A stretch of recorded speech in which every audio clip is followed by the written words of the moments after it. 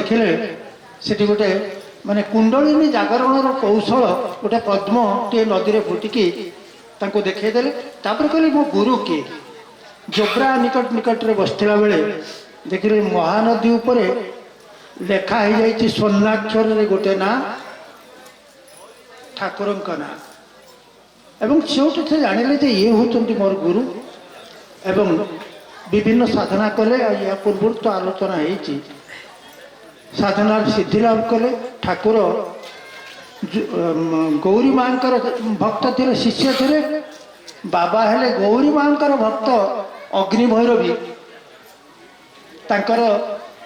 शिष्य होते गौरी अग्नि भैरवी देखा दे सब कथा कही तेज मो छोटिया कथा कवि बाबा विशेषत्व विषय आम जो सी कहीं ढेंकानाल भुवन रे आम जानी नु आम एठी मने मने प्रार्थना करूँ जे आमे जदि किछिटा साधन पथरे अग्रसर होगा चाहूँ ताले जड़े हाथ धरिकी बाट कड़े नौथुआ लोक दरकार एवं यही प्रकार मनोवृत्ति जो आमर थिला ठाकुर पाखे निवेदन करूँ यही समय बाबा श्रीमद स्वामी त्रिगुणानंद सरस्वती आसिले बड़ चंद्रभान को तांकर वार्षिक उत्सव जो मार्च एप्रिल पहला हुए आम खबर पाइला पाखक गलु गलापर आम 3 जन जाइलु सी आमको किसी समय चाहिए चाहिला कि कहले ना आम सब निमंत्रण कलु एवं माने विदाउट एनी कंप्लेन जहाँ बिना प्रतिवाद सी राजी हो गले कहले हाँ मुझे तुम पाक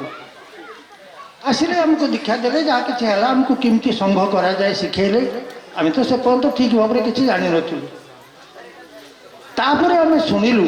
आश्रम आसला बेले जो बड़ चंद्रभानुपुर को आसिले आश्रम से कहीकि आसते मुझे बड़ चंद्रभानुपुर जाऊँगी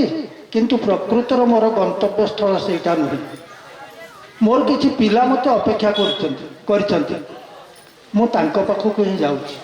ये कथा से बहु पूर्व कहीकि आसते आउ गोटे छोटिया समय तो हो जाऊँगी ठाकुर कहते जे मु